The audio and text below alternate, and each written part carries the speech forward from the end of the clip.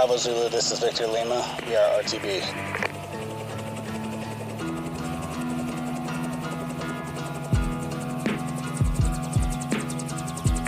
This is Return to Base, a Better in Life podcast.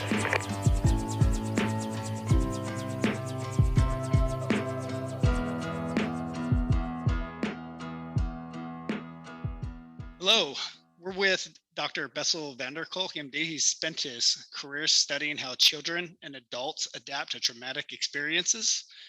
He has translated his findings from neuroscience and attachment research to develop and study a range of treatments for traumatic stress in children and adults. He's the author of best-selling The Body Keeps the Score, which is helping transform our understanding of trauma and explores innovative ways to confront trauma. Dr. Kolk's patients come from all walks of life and experiences, but for the purpose of this conversation, we're going to focus on veterans and issues involving post-traumatic stress disorder. Dr. Kolk, welcome to the program. Thank you. Good to be here. Great. Well, for those listeners who haven't read your book or aren't familiar with your work, and I hope I get this right, The Body Keeps the Score explains that the brain, as a self-defense mechanism, tries to hide our traumatic experiences from us and our bodies. Yet our bodies don't forget. And this battle between our mind and the body can have grave consequences to our health. Would you mind elaborating on that? And I hope I got that right. That's not quite how I would have said it. That, we are complex creatures, all of us human beings. And so it's really good to hang out with little babies. And little babies cannot talk yet. They don't understand anything about the world. But they do all kinds of things. They eat and they sleep and they fart and they suck and breathe. So little babies already do a lot of things, and they get scared and they get angry and they have a lot of emotions. And that's because they have a small part of their brain that's involved in self-preservation is already in line. That's also the part of the brain where trauma hits. So trauma hits in what in neuroscience we call the housekeeping of the body. And that when you get traumatized, your body doesn't work for you anymore. You have feelings, emotions, sensations that are disturbing, and your mind is trying to, just like you see in little kids when they start talking and start going to school, they create a new reality that is sort of a social reality. And so we live in ideologies and systems and concepts of the world that very much depends on where we live and who we hang out with. But the core part that takes care of ourselves and our bodies is sort of almost like a separate part. And so something terrible happens to you and you get raped, or you see your best friend get killed and you are heartbroken and you feel terrible. And then you say to yourself, okay, man up, let's be strong, let's not do it. Everybody says, okay, it's over. You say, okay, it's over. And then you start behaving as if you're over it. And you keep sort of pretending like it didn't matter. And before too long, you're able to talk yourself into that it didn't matter. But that primitive part of your brain doesn't have the capacity to rationalize it and continues to experience all kinds of stuff as if your life is in danger, as if people trying to hurt you. And you get this internal war between your rational brain and your emotional brain. And the result of that war is that you feel out of touch with yourself and out of tune with yourself. Things keep happening to you. You keep doing things that makes other people angry or makes other people scared of you. And then what you end up is that you become deeply ashamed about who you are. Interesting. And there's a deep feeling of shame, of there's something wrong with me, and I need to be careful that nobody finds out that there's something wrong with me. And so you start arranging your life around trying to pretend like everything is just fine, but it isn't. And then oftentimes, very many people at that point start drinking in order to sort of tranquilize themselves against these sensations, or they start taking drugs. What's astounding to me, for example, is the whole opioid epidemic. Everybody says it's about opioids. No, it's about people who take opioids. Right. Most people I know, if I say, hey, have a little heroin, would say, like hell, I'm not going to take heroin. But if you feel terrible and you feel like the world is out to get you, heroin may give you a nice little piece of relief.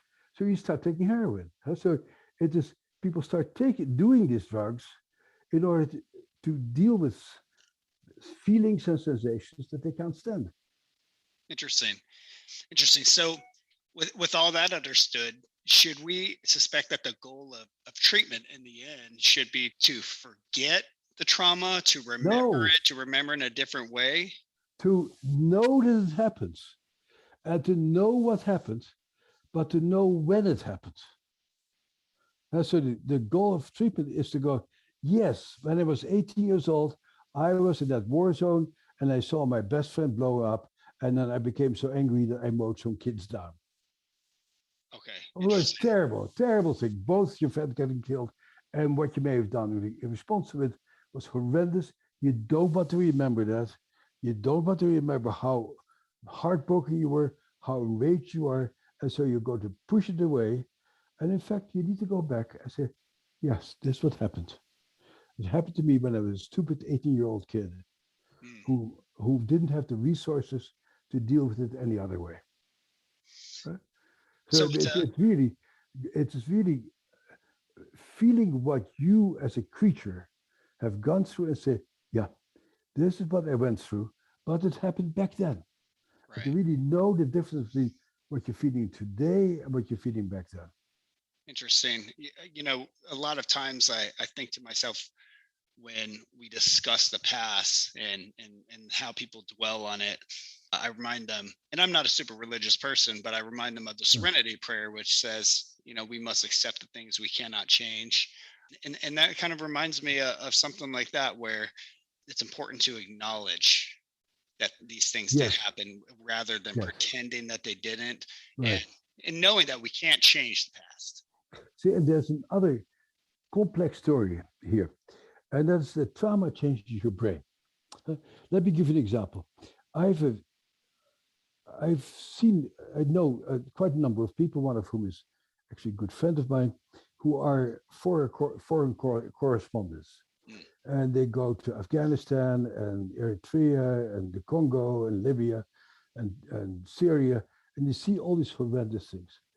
They're tense and they're uptight, but when they come to Cambridge, Massachusetts, they go to a panic reaction because their brain has changed to be alive under extreme danger, but they feel terrified when they feel safe. And so I think a lot of people who have been exposed to a lot of trauma feel better when there is a high level of anxiety, high level of danger around them. And oftentimes they create this feeling of danger because their brain is good in dealing with danger. Their brain is terrible in dealing with putting diapers on a 1-year-old.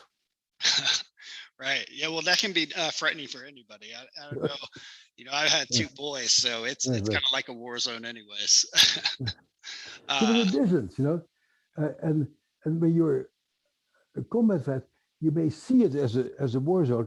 In fact, they're just little babies who need to have their diapers changed. But it may evoke all these feelings like, oh my God, this kid is not listening to me.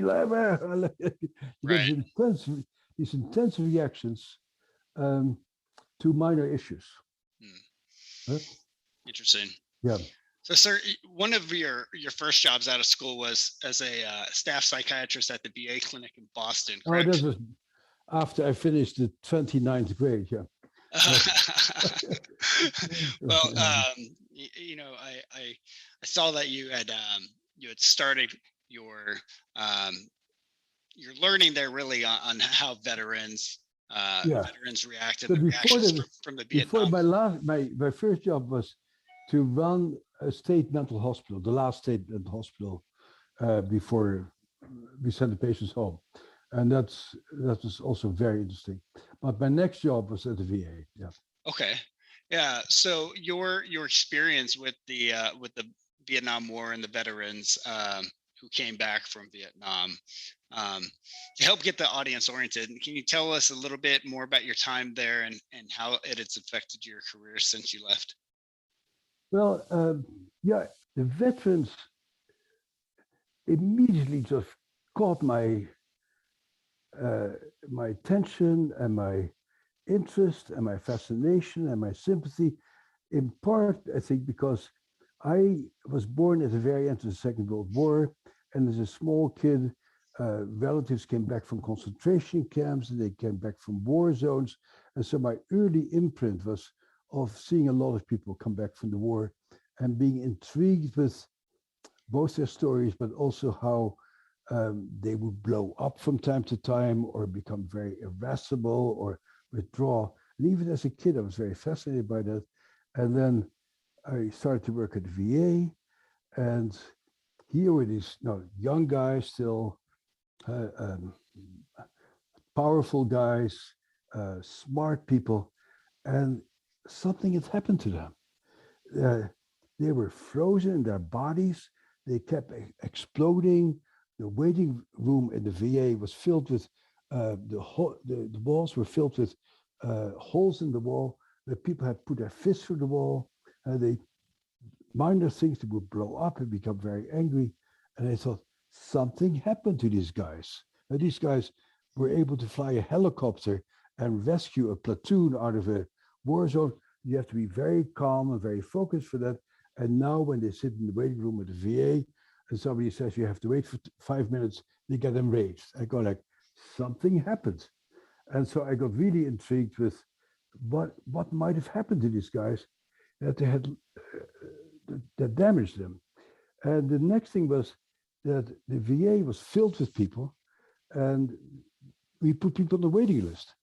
And I said to my boss, is it okay if in the waiting room, even before people become patients, I meet with people and they can meet with each other, because these guys are hurting and they need to get some sort of support. And so we started these groups, sort of not as part of the VA, but outside of it almost. And we started off and say, you can talk about anything. And somebody say, I don't want to talk about the war. And I said, fine, you can talk about anything. Other guy said, I don't want to talk about the war. And then nobody said anything for half an hour. And then he started to talk about the war. And when he talked about the war, it came to life. And it turned out that the war had, for them, been by and large a very powerful experience. They had felt powerful, they had felt skilled, they had felt great about their comrades and their friends. And then something had happened that sort of blew up that feeling they had of, boy, I'm a much better person than I thought I was. I can fire a machine gun, I can fly a helicopter, I can repair complex engines. And so they got a very good feeling from being in the military. And then something happened that broke them. And they go like, oh my God. And then often that they had done things that they felt very bad about, which later on came to be called as moral injury. But the moral injury piece was a very important part for most people, that they had been involved in stuff that their conscience could not live with, actually. Interesting. And once they started to talk about it, they opened up. And the next thing that happened was interesting to me also, is that they took me in, but they could not take me in as a guy who had not been in Vietnam. So they gave me a uniform. They made me an honorary Marine. And so they had this need that you belong to the in group or you belong to the out group. And if you want us to trust you, you have to become a Marine, in my mind also. And so what they saw is this very strong bond based on the common experience. People would induct me into it, in order to become acceptable. And what struck me at the time also is that these guys were extraordinarily loyal to people who had gone through similar experiences as they had gone through, but they had a very hard time connecting with people who had not had that experience. And so what struck me, for example, is that I met several of their wives who were very competent, smart people, but they had a hard time making a connection with their wives because their emotions were stuck in the war and their wives were not part of the war experience. Wow.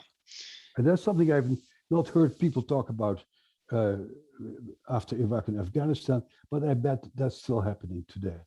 Right. Interesting thing you said there is how you grew up in right at the end of World War II.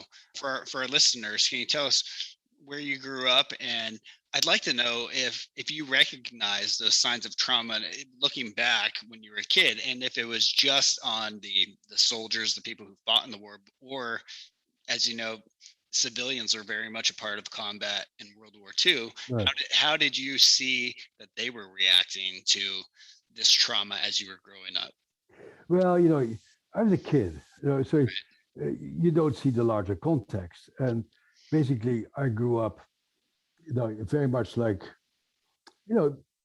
basically, I grew up in a place very similar to what Kabul is like today. People getting killed, people getting carted off, people evacuating, like chaos. And I don't remember that, actually. I was too young to remember it, but the imprints are there.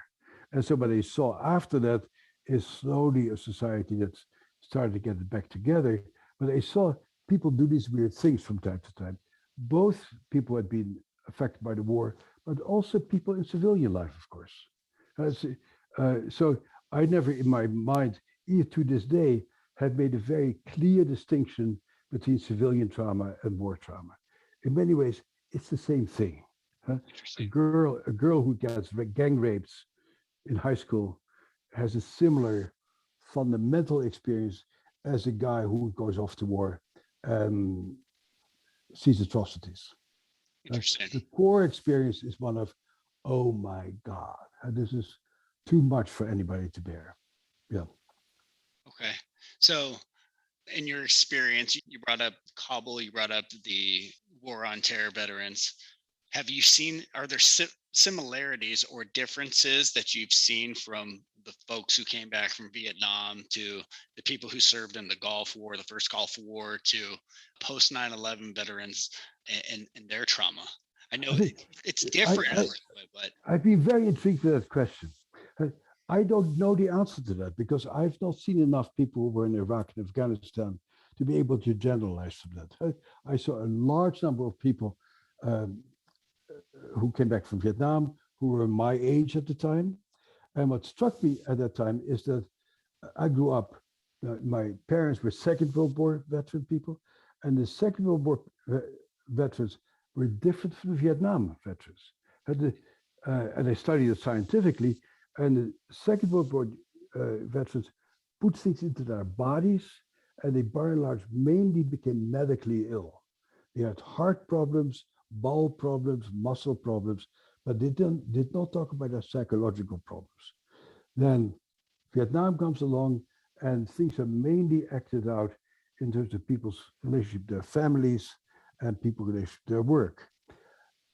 Historically, the culture you live in determines to some degree how you deal with, how you organize your traumatic experiences. So my hunch is that today people will look somewhat differently than they did after Vietnam. But I've personally not had that capacity to, and not studied enough people to know that for sure. Maybe you have thoughts about that. Huh?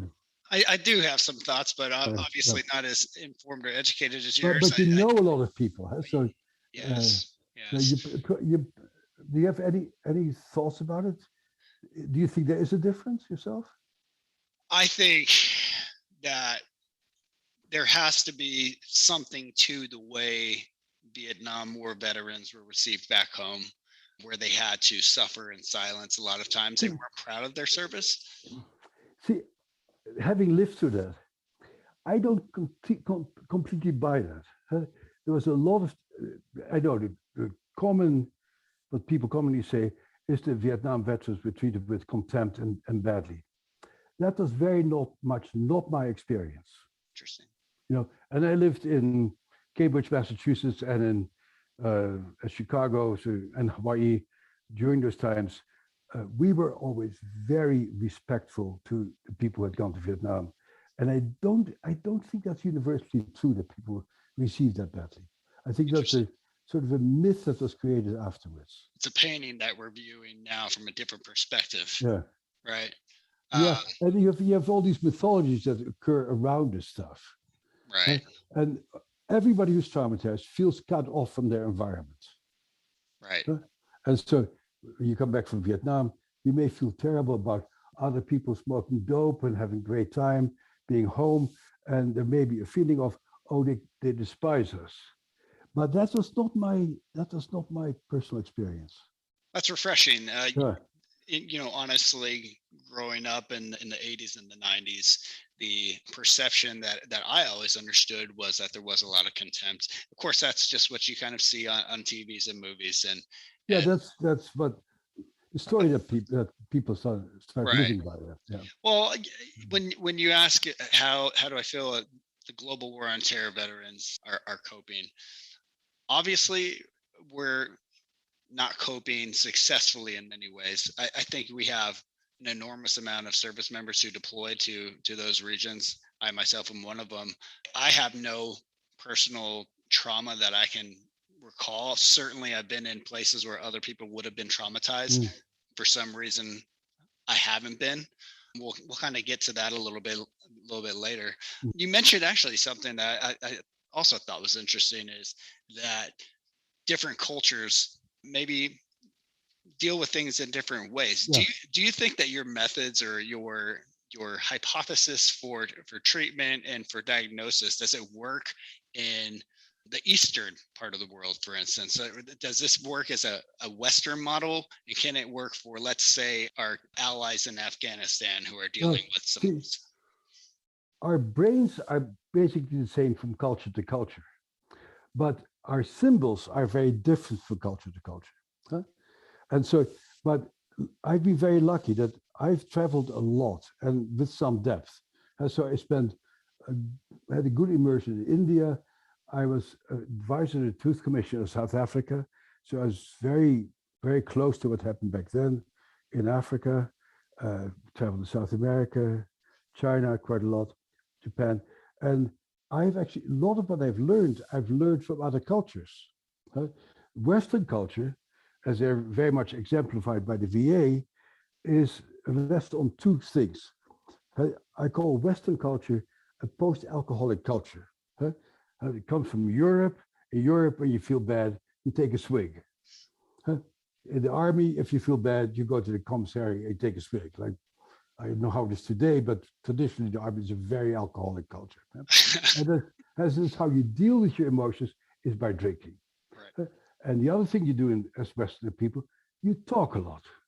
You explain a lot. So that's the two pillars of Western approaches to suffering, very much exemplified by the VA. But in the VA, you get pills that incidentally don't work. Now, I did the studies on these pills, like my name is on those papers. It didn't work. And yet people keep getting pills at the VA to a huge amount of money. They don't work. That's part of how I got involved in this whole PTSD research, because pills didn't work. And you talk, and you reframe your cognitions. Then I go to Japan, and I see people do kendo fighting, and I see them do jujitsu, and I see them do taiko drumming, and I go like, they do that to get their bodies back in shape and in tune. And I go to Africa and I follow Bishop Tutu, dealing with trauma. And what does Tutu do? He sings with people, and he dances with people, and he moves with people, and they write songs about their suffering. I go like, wow, we wouldn't do that in the Veterans Administration, but clearly what he was doing in Africa was extremely powerful. And you go to China. I went to China early on when China was really very tough society, just after Mao died. And nobody talks about it happens. In every place in China, people are doing Tai Chi. And I joined these Tai Chi people in China doing Tai Chi, and I go like, wow, they don't do this because it's cute for the tourists. They do this because their relatives all got killed by Mao, and they make these movements in order to help their bodies to become calm. So a lot of what I learned by stepping outside of the premises of Western culture of drugs and yakking. And of course, what I always love is that the military has always known that. It was invented way back in Roman times, resurrected by some Dutch prince, is that basic training is not about talking, not about understanding, it's not about taking drugs, it's about moving, singing, working, having your body move. And after 12 weeks of basic training, you are a different person. Right. A powerfully different person. You're Who part has of a confidence in what they unit. can do. Huh? But I think what's so intriguing to me is that the military knows extremely well how to change a pimply, horny, difficult to get along with adolescent into a very good working person. Huh? They're Right. very good at it. And it doesn't involve any of the methods that the VA uses to treat traumatized people. Yeah, thank you, Uncle Sam, for teaching me how to march and making me a man, is what I say. But it does something. Yeah? You must, No, it's I a see very it. profound effect on people, you know? All those things you mentioned, Yeah. and in your book you mentioned even yoga. Yeah. Yeah. All those things are practices that people generally do together. They have a sense of community, and it's almost like they're moving in unison, as if in one body. Yeah. So very But interesting. that's a huge issue. Huh? Synchrony is what makes the military possible. Feeling that you're in touch with people, in tune with people, that you're on the same wavelength, makes for a powerful fighting force and a fighting unit. I bet as a special operations guy, you know that very well, about how the movement and the rhythms that you and your colleagues is critical for the success of the operation. Huh? Yes. And it's that synchronicity with other people that disappears after you leave the military, and you feel out of sync with everybody else around you. Yes. That's an important question for all of us to ask: is how we can help people whose body was helped to be in sync in a different situation to be in sync now that the war is over for you. Right. Okay? So some of the best programs I know of for veterans, for example, is a program run by my friend Stefan Wolfert, is Decruit. They do Shakespearean acting with soldiers, with veterans, and they learn how to do a play together, in part written on their own life experiences. Another program I know is called Songwriting with Soldiers, where they sing together and they move together. And so these are some of the dimensions that are not mainstream, but that are very powerful ways of helping you to get back in sync with other human beings. Right. Yeah, that's a powerful statement, though. At the end of your career, you do largely fall out of sync with others. You don't go to formations. You're on to your own appointments, and a lot of people, that is when they slip into, as you alluded to, alcoholism and other self-destructive behaviors. Yeah. You mentioned, that our war is over. Pretty appropriate. 9/11, 20 years ago, I was in Germany. I was a young specialist at the time. But now we have the end of the war in Afghanistan, and it's been reported that the suicide hotline for veterans has had a significant increase in calls since the fall of Kabul. Why do you think that is? And do you think it's about what's been happening in Afghanistan has triggered trauma that maybe some people haven't even recognized now? I venture to say that some of the trauma that people are experiencing right now has not manifested until now. Do you agree with that testament or that thought? It's a huge issue, and that we are meaning-making creatures, and so if this happened at the end of the Second World War. The Second World War was a good war, and we won the war. Actually, you won the war and liberated me as a little baby, but there was no question who the victor of the war was. Right. So soldiers would come home. They had their nightmares, they have their flashbacks, they have their troubles, but they say, it was worth it. It was a sacrifice that I made in order to make the world safe for democracy. And that is a very big consolation. And you give up your heart and your soul for that enterprise. If you go to Vietnam and you realize that it was all in vain, why the hell did you suffer so much? Right. Why did your best friend get killed? Why did you do all these horrendous things? It was good for nothing. Afghanistan, a lot of people know for a long time, this is not going to work out well. Most people a long time have said, it's not going to work.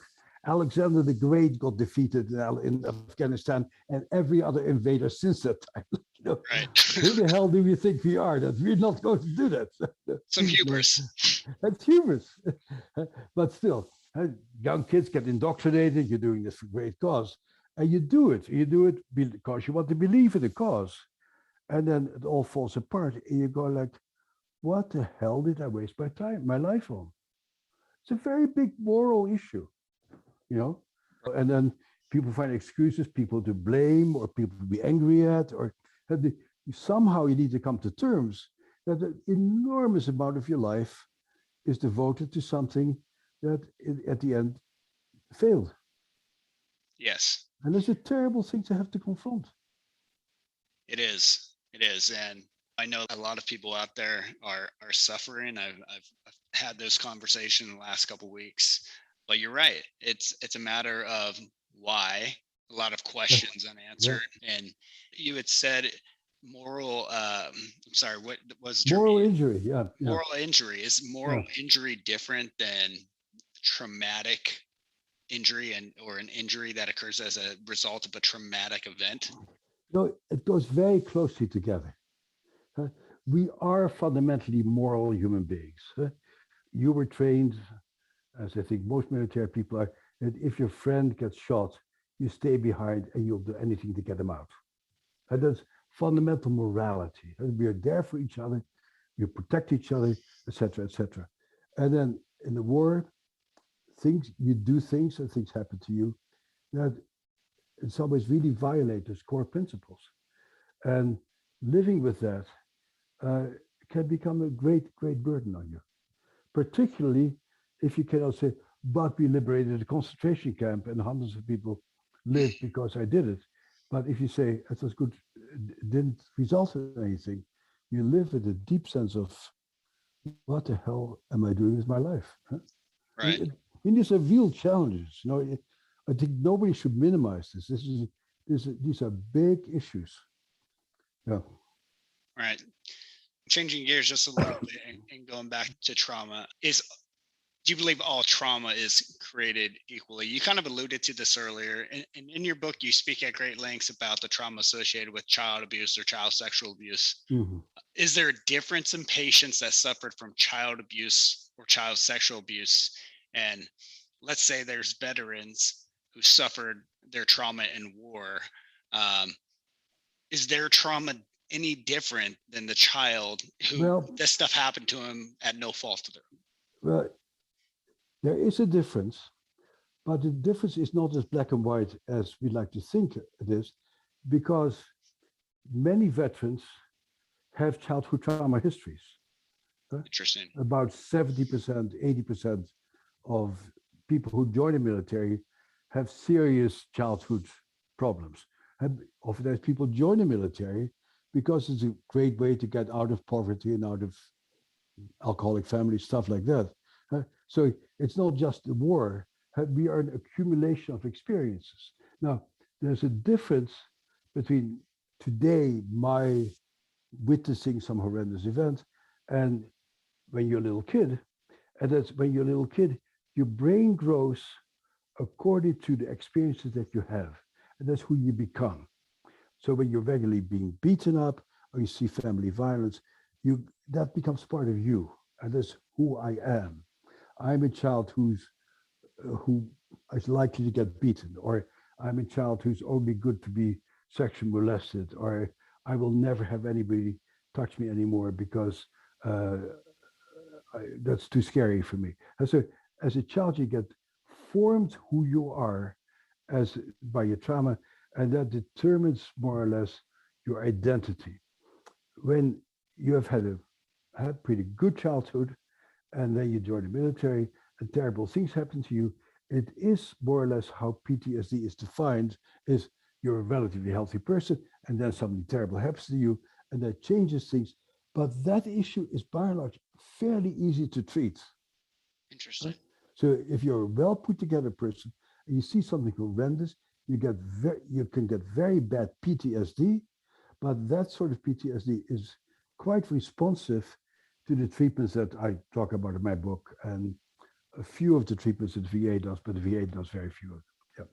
Interesting. So you had, I'm glad you brought this up, because that was actually going to be my next question about is, does being the victim of child abuse, child sexual abuse, something horrible in your growing up, does that then make you more likely to suffer from debilitating PTSD if you go off to combat?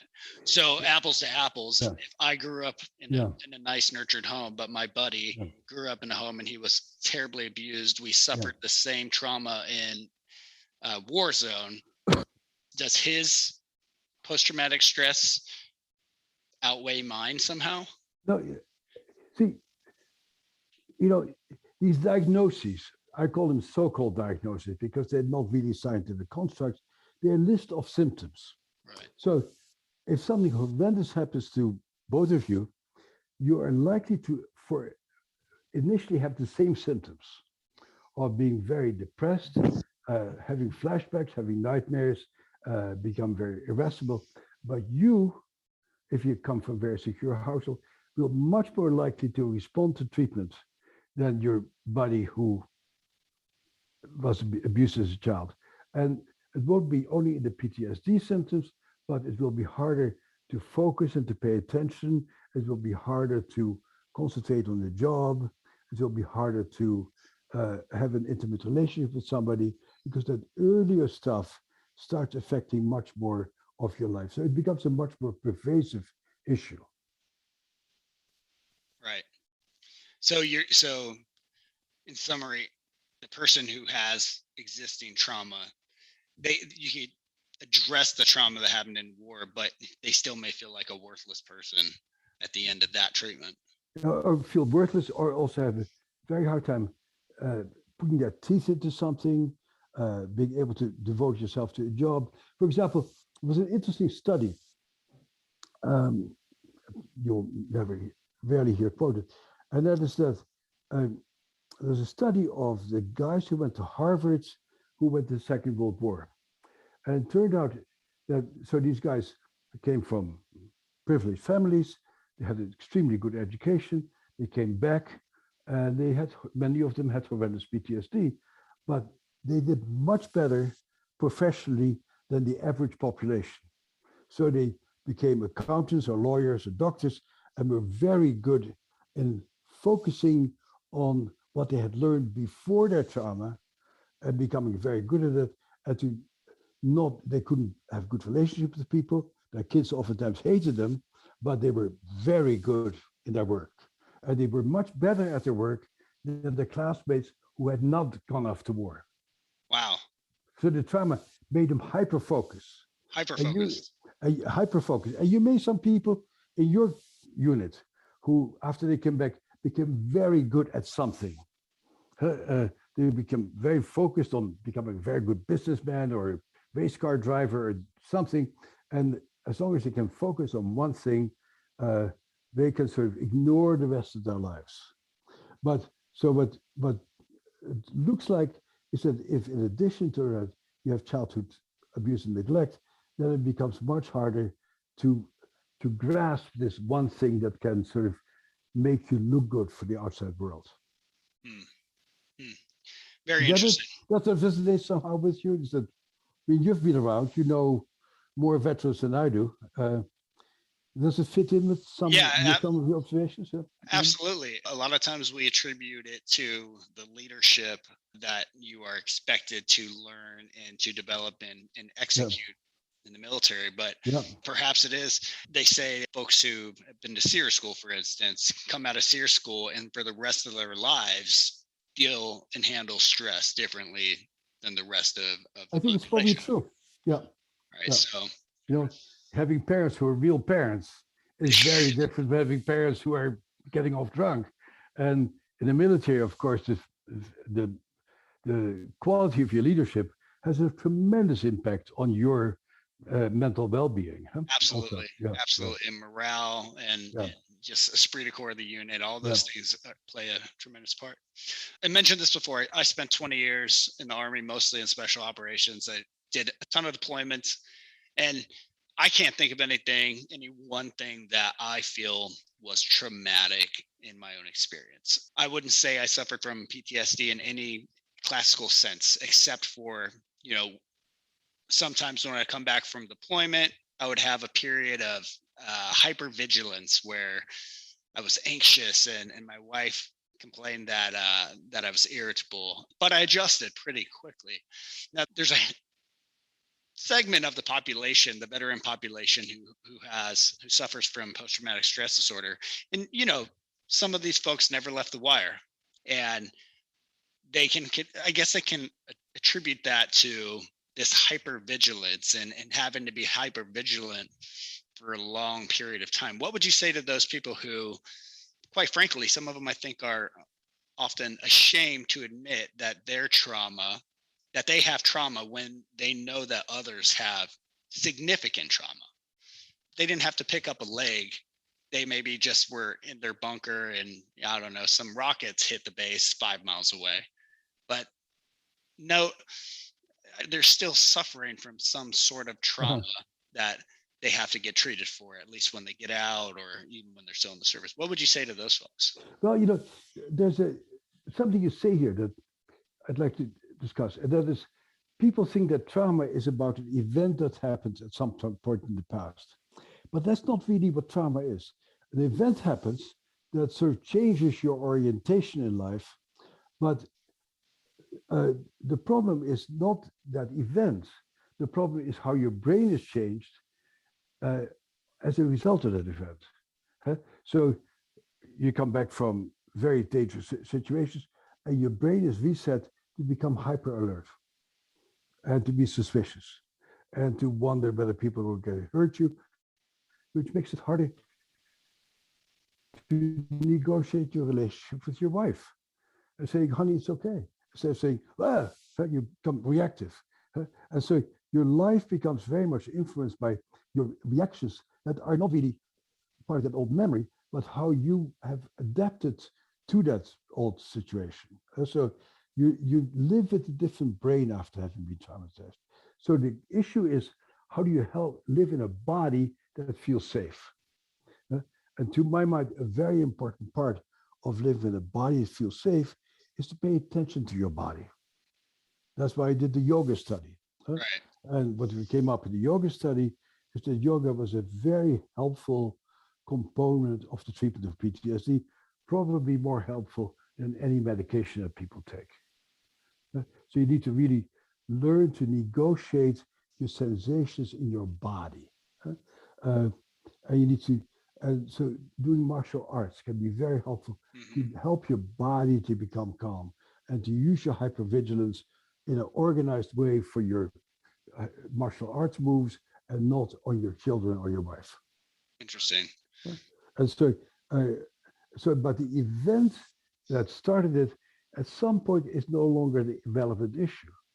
What's relevant right now is how do I, as a psychiatrist or anybody else, help you to live in a brain that feels safe right now and that you feel enthusiastic about your life. So it's really about how you live in the present. Right. And so, for example, one of my favorite treatments is neurofeedback, a brain-computer interface work where you can see how these brains are all over the place, and you can play computer games with your own brain waves and calm your own brain down. You can go to a yoga studio and calm your body down. Or you can join a church choir, and that's how you calm your body down, is by singing with other people. And so the big question is, what can I do to help my body to feel safe and my mind to feel engaged with the present? Interesting. So I've done yoga, and it's interesting. You get this feeling of euphoria. It's almost like a running high, right? But it's a very calming experience that I absolutely enjoy. But I've never done it for the stated purpose of being therapeutic.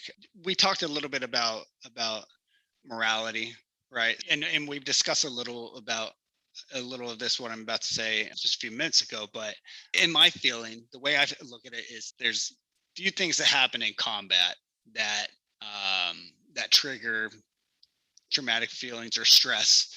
One, of course, is, that we just talked about. I'm amped up all the time. And I might like that feeling. I might not like that feeling, but there's always some danger, some sense of danger. There's another one where, I've seen my buddies die or I was badly wounded. And then there's one that's all too common, is there's this feeling that I went overseas and for cause, noble or not, I did some horrible things to other human beings, right? Yeah. And I think that as a member of the military, I've met several people who really struggle with that. It might have been an enemy soldier.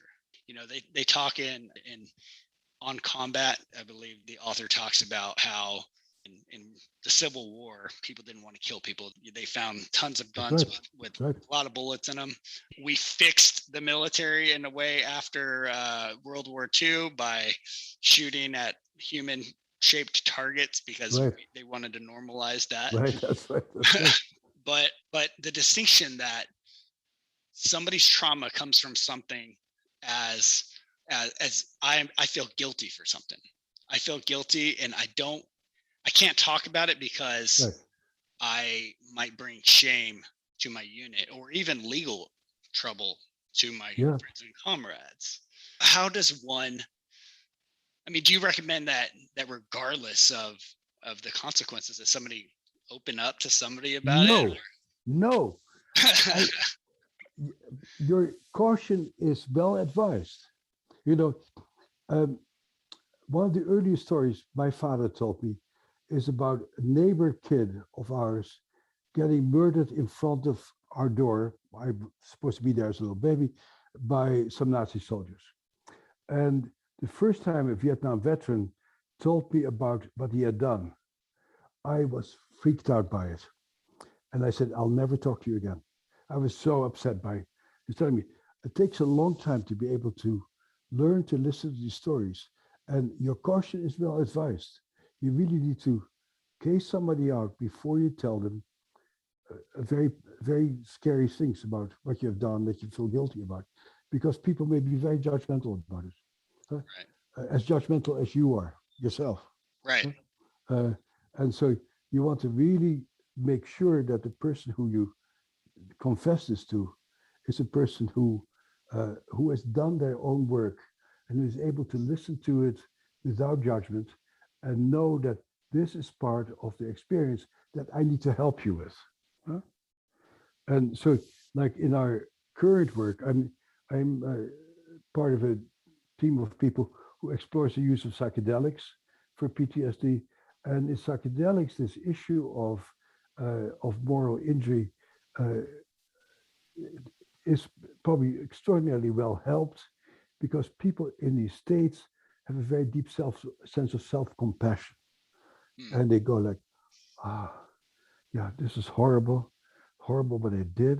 It's horrible, but this 18-year-old kid who I once was had to go through, and horrible that he had to do these things, and I was 18. And then you need to come to a point of self-forgiveness. And you come to a point of self-forgiveness by being with people who can accept you for just the way you are, but so you can accept yourself. Yeah, this is what happened to me, but I don't have to relive it over and over again. Thank God it's over. I'll never have to do that again. And so the issue of being able to somehow place it in time and to say, yes, this is what happened over there when I was 18 years old, is different from now I'm 40 or 50 years old and I'm living here. That's different. It's a different circumstance, a different person. And something in your mind needs to allow you to fully realize that, which is not a cognitive issue. It's not a question of, oh, now I understand.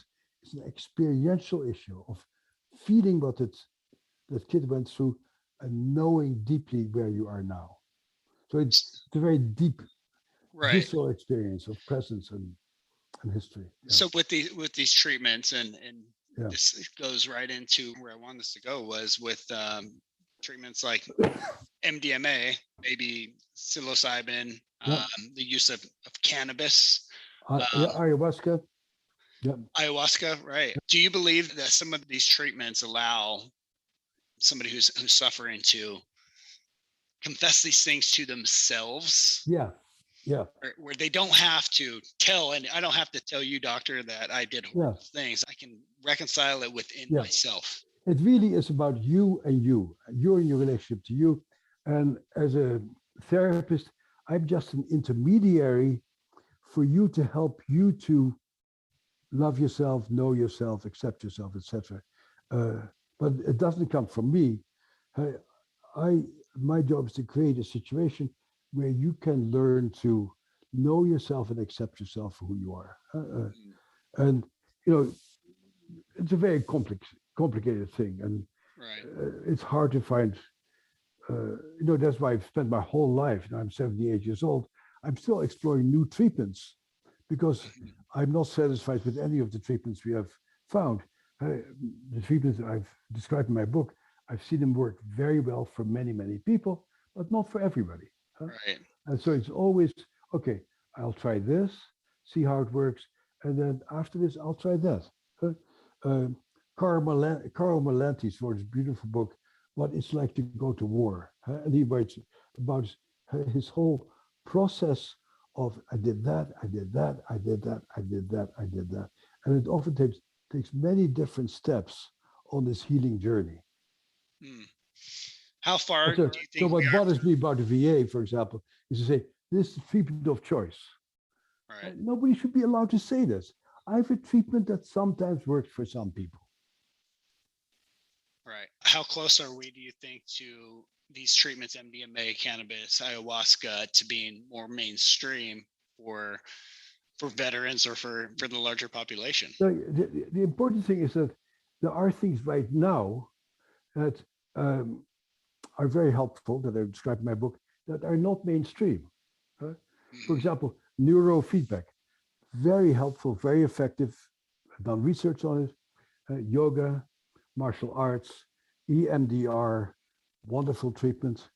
So there are very good treatments that are available. Why the VA is never doing any of them beats me.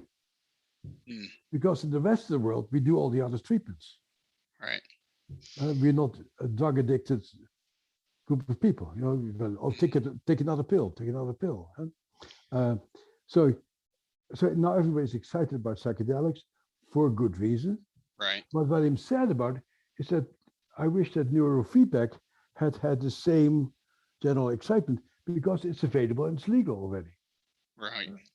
Where can one go to That's the question. Work with? You have to find in your own community somebody who knows how to do neurofeedback. Well, maybe you can send us a couple links of some resources, and we can get those to our audience. I know we're running out of time here, but let me say something about psychedelics. They're very promising. Our data look very, very good, but these are very powerful drugs, and I'm worried that once they become legal, that people will cut corners and not take it seriously and start popping pills in the wrong place, and that they will not be used for therapeutic purposes. And so we'll see how it goes. These drugs, if used correctly, can have enormous benefits. But boy, I already see the drug makers pouncing on it. Come and get your pills. You pay me $1,200 for it, and get your pill over here. And that's not what we do. We help people to go very deep inside to process their own experience. That's what we call this MDMA assisted psychotherapy. So you need to still go inside and do the work. You need to still open up the hood. Yeah, you need to open up the hood. Yep, absolutely. Awesome. So we're coming up short on time here, and I do want to thank you for the time you spent. I've had a tremendous conversation. To close, what's the most important thing that you would tell a military veteran who might be struggling with mental health after they left the service or as they're leaving the service? I would say community is critical. I don't think you can do this by yourself. Some people may be able to do it, but like 12-step programs have done wonders for drug addicted people. I think support groups, making alliances with people. Some of the programs that I'm involved with, people have a little app where they can call each other at any time. It's all about community is the core of what helps people, makes people feel safe. And so very important to make the linkages with other people. The second thing is that uh, people get better if you really devote yourself to finding out what's useful for you and you have a support system that allows you to do it. Explore. That's why I wrote my book. And I have all these different chapters of all these different treatments, because one thing may work for you and it may not work for me. For example, for me, making music with people is a very powerful thing. For you, it may be nothing. For me, yoga is very helpful. For you, you may hate yoga. For many people I know, neurofeedback is very helpful. For other people, it doesn't work. Cognitive treatment, it helps to understand how screwed up you are, but understanding why you're screwed up does make you less screwed up. Now I know why I'm screwed up, but it's not good enough. You need to have experiences that allow you to experience yourself differently. Right. Yeah. So if I'm hearing you, there's many techniques, but I think key among them and probably a common thread is community. Can't do it alone. Yeah. Key is Should do community. it alone. Yeah, community. And some faith in yourself to keep exploring and to be able to register, this was helpful. And also to be able to say, this wasn't helpful. And in that, you are the ultimate authority. Only you can tell what makes you feel better. And your doctor has a limited amount of information, but you know what's right for you. Absolutely. Well, thank you, Dr. Bessel van der Kolk. I hope to maybe talk to you again one day, and we'll move this conversation even further down the road and say I appreciate you speaking to our veteran community. I know that there's a lot going on right now with COVID and with Afghanistan ending, and I appreciate you taking your time out of your day. You guys have a big challenge, and my heart goes out to you. Like, good luck to you guys, like, and women. Yeah. Thank you. Thank you, sir. All right. Okay, have a great take care. Day. Bye. All right, one podcast down, the inaugural one, hopefully the first of many. Obviously, we got started with a really great guest and Dr. Bessel van der Kolk. Got pretty heavy there. It seems like it's something that is always on the front of the mind of the veteran community. We hear there's so many problems with post-traumatic stress disorder, with, we're losing 22 veterans a day to suicide. So it's great to talk to somebody about trauma and how to deal with trauma. So again, it's something that I think we need to hear. It's obviously something that we can take. So thank you again to Dr. van der Kolk for joining us on the inaugural Return to Base podcast. And by the way, if you want to learn more, you can go out and get his book, The Body Keeps the Score. It's available pretty much everywhere. Amazon. I heard it on Audible, so I listened to the tape while working out. Also read it, got off of Amazon. So if you're really interested in learning more and hearing more, go get the book. Also, if you're interested in learning more and hearing more from the doctor himself, he's hosting an interactive 4-week program it's meeting 4 times over a 4-week period from October 20th and October 27th, November 3rd, and November 10th. It's meeting those days, October 20th, 27th, and November 3rd and 10th from 12 to 1:30 p.m. Eastern Time. There's going to be a link in the show notes that'll take you to the registration. And if you use coupon code VETLifeCommunity with no spaces, that's VETLIFCOMMUNITY, no spaces, you'll get $100. You'll get $150 off of registration. So you'll get that program for a grand total of $100, which is amazing. It's going to be great. It's an hour and a half of combination of lecture and discussion with the doctor. You all heard how easy he is to talk to. He's full of information and just a really great person. So go do that. So again, that's the first podcast in the books. We're happy to get that over with, and very excited because we have some amazing guests coming up. We have people lined up from the business community, from the veteran service organization community, folks who are helping veterans every day. If you would please, it'd be great if you could follow us on Instagram and Facebook and LinkedIn and all the other socials. Our handle for Instagram is This Is Veteran Life. That's THISIVETERANLIFE. Hope I got that right. If not, we'll edit it out. So go to Instagram, follow us, go to veteranlife.com. That's www.veteranlife.com. You'll be able to see all the other socials, and you'll also be able to see a ton of information that we're bringing for you in the form of blogs. We'll have some tools on there. We're going to have some videos. It's going to be a great place to come if you're a veteran or the spouse of a veteran or just interested in reading some informative, sometimes funny, sometimes maybe a little bit offensive. I don't know. If you're offended by it, we're sorry. We didn't mean to, but just good information. So thanks for joining us, and we'll see you next time.